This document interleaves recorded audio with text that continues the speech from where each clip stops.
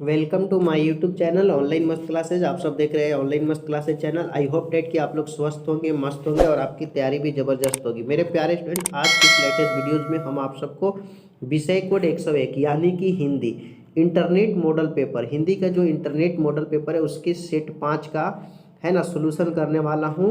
और इसमें आपको 100% करेक्ट ऑब्जेक्टिव का आंसर की मिलेगा और आप लोग भी कमेंट में बताएंगे, क्योंकि रिवीजन में ही डिवीजन है। जितना आज आप अच्छा रिवीजन करेंगे आपको उतना ही अच्छा नंबर्स में मिलेगा।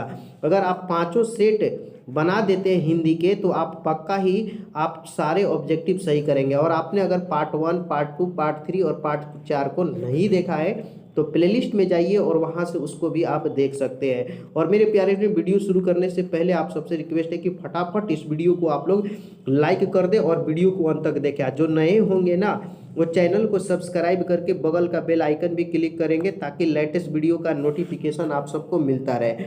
चलिए सेशन को शुरू करते हैं। आपका पहला क्वेश्चन देखिए स्क्रीन पे आ चुका है। 85 ऑब्जेक्टिव आपको करना होगा। सच्चे लोकतंत्र का पर्याय है। चलिए फटाफट शुरू होंगे, कमेंट मिलाते रहिएगा, जवाब देते रहिएगा। तो पहले का सी सही है, भाईचारा। ठीक है। 2 नंबर है, 20 के दांत के लेखक कौन है? दूसरा, बहुत अच्छा क्वेश्चन। तो यहाँ पे आपका करेक्ट आंसर ए होगा, नलिन बिलोचन शर्मा। ठीक है।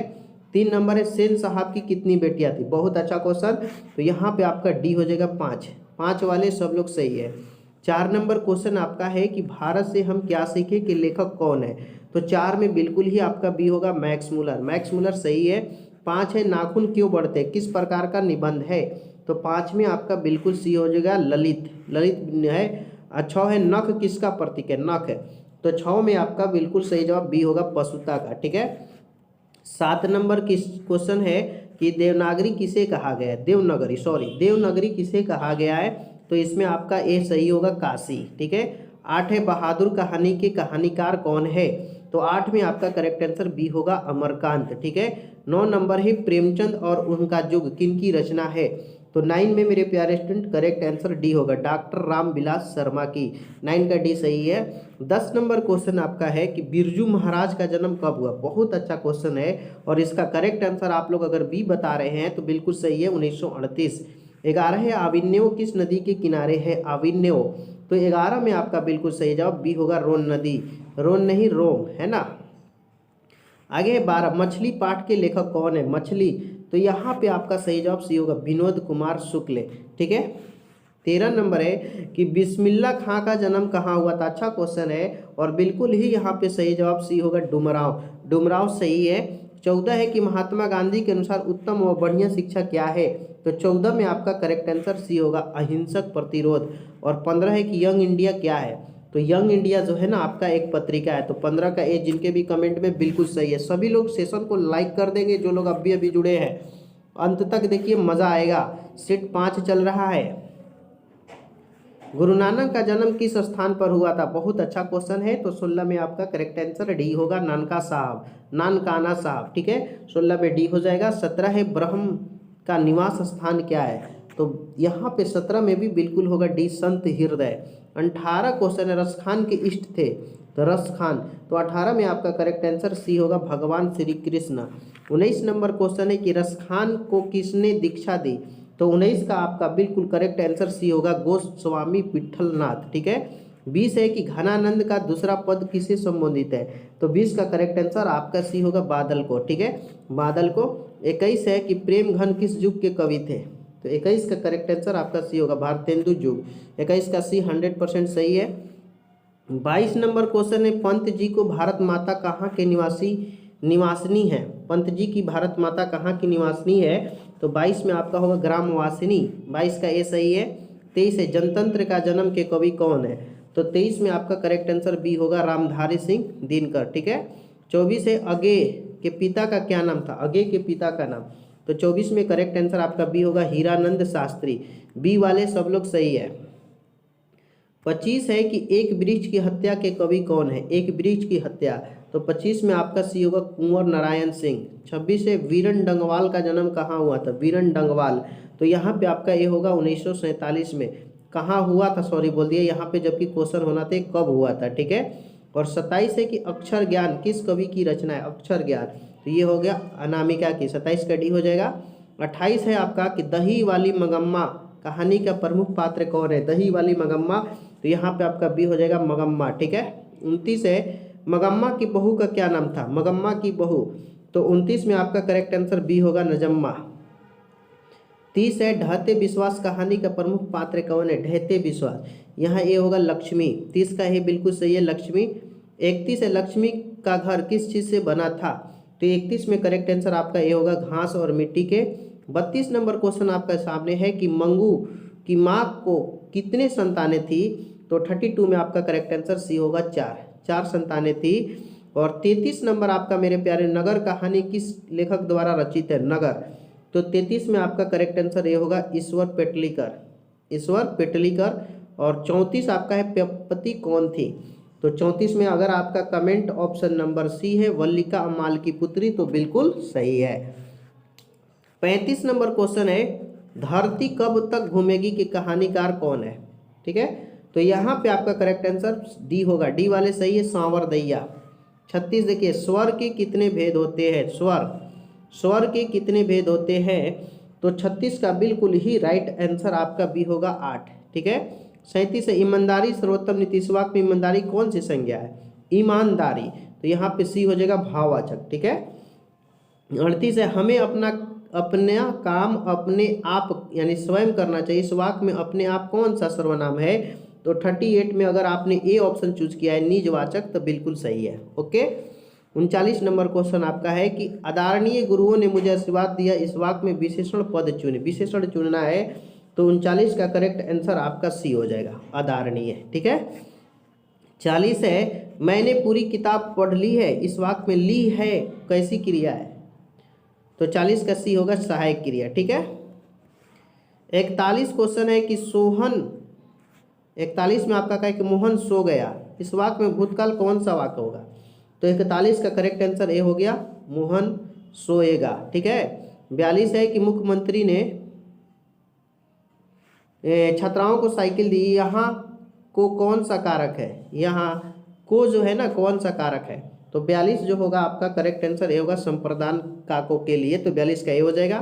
43 से गीता खेल रही है, कौन सा वाक्य है, गीता खेल रही है, तो ये आपका एक सरल सा वाक्य है, ये हो जाएगा।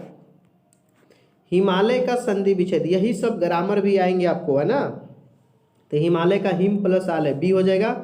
45 से जन्माष्टमी का संधि विच्छेद है जन्माष्टमी, तो 45 का करेक्ट आंसर आपका बी होगा जन्म प्लस अष्टमी यानी जन्माष्टमी। 46 बुढ़ापा में कौन सा उपसर्ग है, तो बुढ़ापा में कौन सा उपसर्ग है, तो 46 में करेक्ट आंसर आपका बिल्कुल ही होगा पा।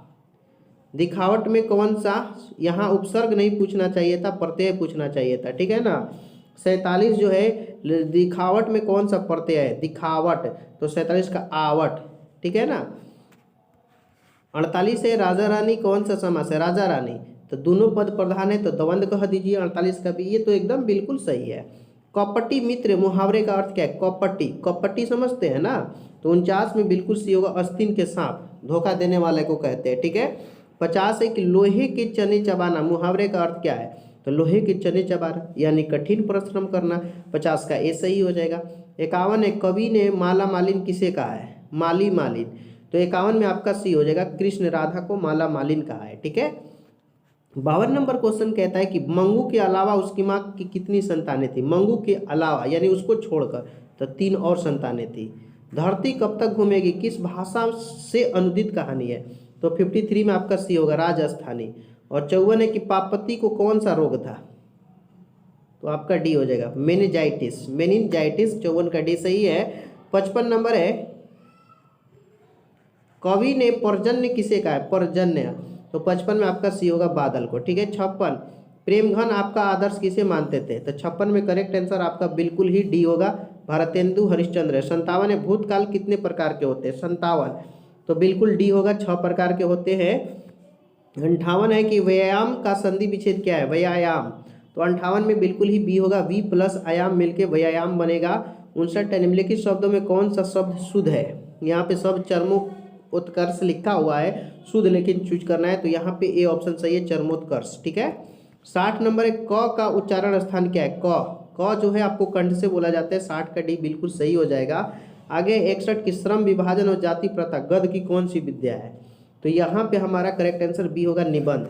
61 का बी सही है, निबंध। निबंध करेक्ट आंसर है एकदम।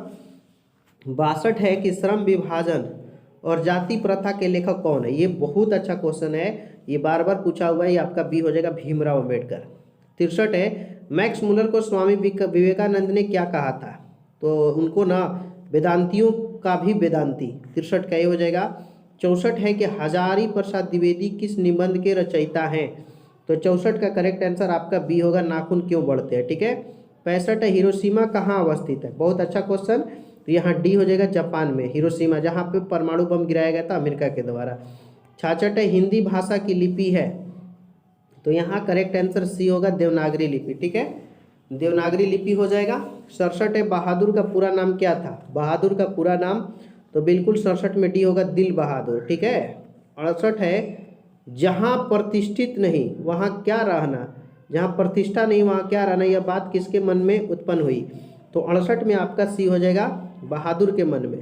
69 है परंपरा का मूल्यांकन किस विद्या की रचना है? परंपरा की मूल्यांकन जल्दी बताएंगे आप लोग। हाँ बी सही है, निबंध हो जाएगा, ठीक है। 70 है बिरजू महाराज किस पीढ़ी के वंशज हैं? बिरजू महाराज, हाँ 70 का बिल्कुल डी होगा 7वीं पीढ़ी के, ठीक है। 71 क्वेश्चन है कि अविन्यो कहाँ स्थित है? अविन्यो, अविन्यो कहाँ है? तो ये फ्रांस में है। 71 का ए सही है, जिनके भी कमेंट में ए ऑप्शन है वो सही है। और 72 है मछली कहानी के किस वर्ग की जीवन वर्णित है? तो 72 में आपका बिल्कुल ही सही और करेक्ट आंसर में मध्यम वर्ग। और 73 बिस्मिल्लाह खां के पिताजी कहाँ शहनाई बजाते थे? तो यहाँ पे आपका करेक्ट आंसर 73 में ए होगा मंदिर में। तो मैंने आज जो है सेट 5 से 73 प्रश्न लिए थे, इसमें आपने कितने सही किए हैं कमेंट सेशन में ज़रूर बताएंगे।